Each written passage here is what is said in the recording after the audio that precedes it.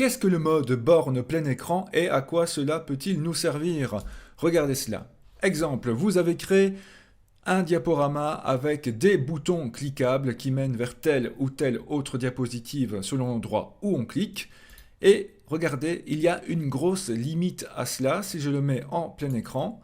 Donc si l'utilisateur clique sur l'un des boutons, là tout ira bien, mais si l'utilisateur clique en dehors des boutons dans un espace vide, voici ce qui se passe. PowerPoint passe directement à la diapositive suivante, comme un mode classique, et cela gâche toute l'activité.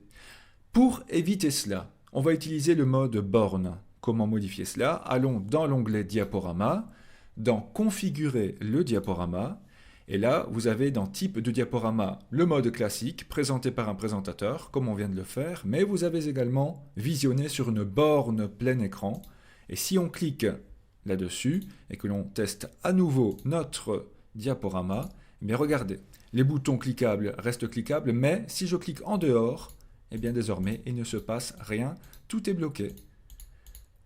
Ainsi, je suis obligé de cliquer sur l'un des boutons pour pouvoir éventuellement voyager dans mon PowerPoint.